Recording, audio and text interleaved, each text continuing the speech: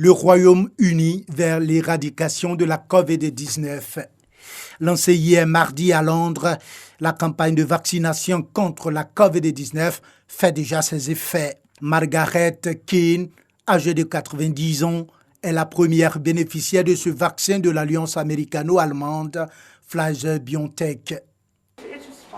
C'était bien, c'était vraiment bien. Je n'étais pas du tout inquiète. Vraiment, tout s'est bien passé. C'est la toute première campagne en Europe. Margaret Keane se réjouit d'être la première patiente à recevoir la piqûre. Elle invite par ailleurs à faire comme elle. Je vous dirais de foncer. Allez-y parce que c'est gratuit et c'est la meilleure chose qui soit arrivée pour le moment. Alors, allez-y, c'est ce que je peux vous dire. Si j'ai pu le faire, vous le pouvez aussi. Le Royaume-Uni est le pays le plus endeuillé d'Europe, avec près de 61 500 morts. La priorité du vaccin dans ce pays est donnée aux résidents et personnels des maisons de retraite, suivis des soignants et des personnes de plus de 80 ans. Pour l'instant, je ne sais pas ce que je ressens. C'est si étrange et si merveilleux. Vraiment, c'est une bonne cause. Je suis donc heureuse de l'avoir fait. La majorité de la population britannique devra, quant à elle, attendre 2021 pour bénéficier du vaccin. Le Royaume-Uni a été le premier pays à donner son feu vert au vaccin Pfizer-BioNTech. Le Canada pourrait commencer la semaine prochaine à vacciner sa population en attendant le retour de l'Agence européenne du médicament sur ce vaccin d'ici fin décembre. Au total, la pandémie du coronavirus a fait plus de 1 539 649 morts dans le monde et contaminé plus de 67 millions de personnes. Quand la nuit tombe, Nadia est entre donner à téter à son dernier-né, s'occuper des autres enfants et suivre la cuisson du repas du soir. Abandonnée par son mari, Nadia, 28 ans, est seule à s'occuper de ses 7 enfants, dont 3 jumeaux. Quand je prends la route là, c'est les gens là, ils me donnent 5 francs, 10 francs, 500. Et puis ils prennent pour payer riz, pour les donner. Quand ils sont malades, ils écrasent les médicaments indigènes. Si maman n'a pas l'argent, je l'envoie ça à Centre social là-bas. Et aussi, c'est pas tous les jours que je les trouve là-bas. Depuis, elle et ses enfants vivent dans une chambre située dans le bas-fond, juste derrière la grande mosquée de Grand Laou. Le crime de la jeune femme, sa trop grande fécondité. Mon mari, quand il fait grossesse pour le dernier jumeau là, je suis venue faire échographie. Et puis je suis arrivée là-bas, je lui ai montré le papier. Il dit papa que je vais lui montrer le papier. C'est ça, il dit pourquoi papa que je vais lui montrer le papier. Quand il a vu que les jumeaux là, c'est les jours qu'il a fui. Jusqu'à où il dit, il a fui. Moi aussi, je n'ai pas l'argent pour payer mes médicaments. Il a fui sur les conseils de son marabout, qui a prédit encore des jumeaux après les 3 grossesses jumellaires.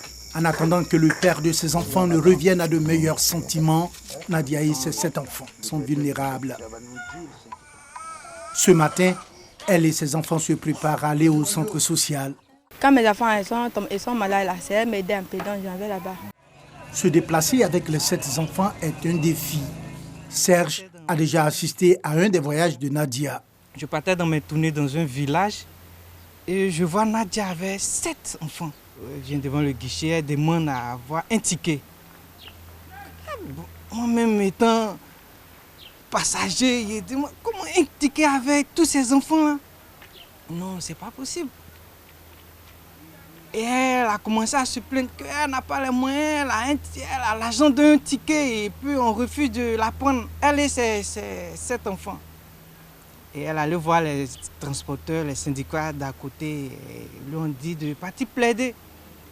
Elle allait plaider, puis certains passagers ont décidé de prendre ses enfants et elle a pu avoir ses 1 ticket. Au centre social de Grand Laou, Nadia et ses enfants sont chez eux. Voilà, vous les 2 grands, asseyez-vous. Tout le monde ici connaît l'histoire de cette dame, victime de sa fécondité. En premier, le directeur du centre. Nous avons écouté Nadia qui a fait l'histoire de son cas. À la suite, nous avons adressé une convocation au père en question. Il est venu, les différentes démarches entreprises dans ce sens n'ont pas connu une issue heureuse.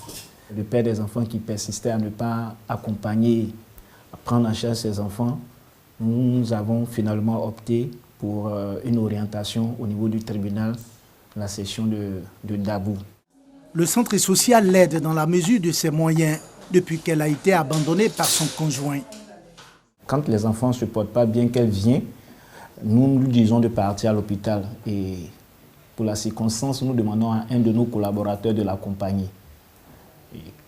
Au vu de la consultation et des ordonnances, nous mettons à disposition les médicaments avec l'appui, bien entendu, de notre ministère par le canal de l'UNICEF. Nos efforts pour joindre le père de ses enfants sont restés vains. Nadia, elle, croit que ses enfants sont ses bénédictions et rêve de les voir réussir. Moi, je veux qu'ils n'ont m'aider pour tuer mes enfants. Ils vont réussir. Elle a saisi le juge des enfants de Dabou pour contraindre son mari à lui verser une allocation alimentaire. En attendant l'issue de cette saisine, Nadia et ses enfants sont sans ressources et vulnérables.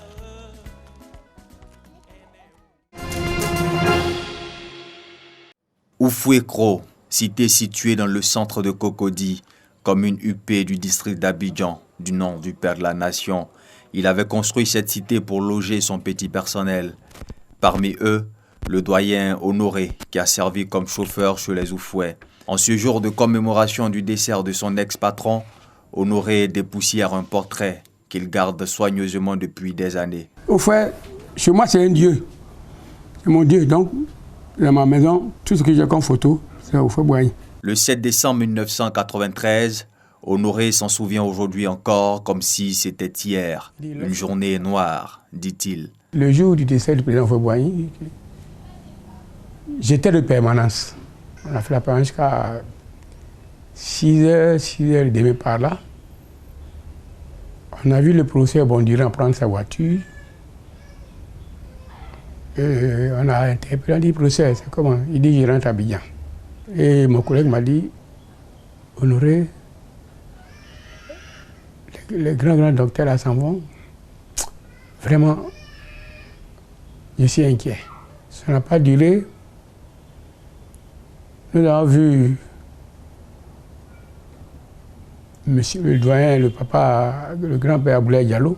Quand on lui a posé la question, il nous a répondu en baloué, viens là. Ça dit que le soleil s'est couché. Âgé de 66 ans et affaibli par la maladie, l'ex-chauffeur garde de son ex-patron de beaux souvenirs. Il y avait le hangar des chauffeurs. Ils sont en train de jouer à Walé. On est concentré dessus, jouer à Walé. On se lève nos têtes. Et voilà qui a arrêté. Et puis bon, on joue. Quand on vient se lever, il dit non, on jouait. Des fois même, il dit, tu ne connais pas jouer, si tu jouais ça là, tu allais le gagner. En 33 années de gestion du pouvoir, le père fondateur de la nation ivoirienne a réussi à faire de la Côte d'Ivoire le creuset de l'intégration africaine. Il a fait un brassage de toute l'Afrique.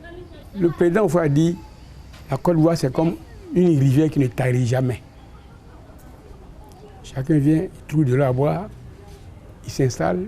27 ans après sa disparition, Félix Houphouët-Boigny a laissé à la Côte d'Ivoire un héritage dont la gestion est diversement appréciée. C'est pas évident de remplacer quelqu'un comme Houphouët-Boigny, mais la volonté de gérer l'héritage existe et les héritiers le font évidemment à leur manière. Le père Félix Houphouët-Boigny a tracé les sillons du développement, de la démocratie, de la paix en Côte d'Ivoire.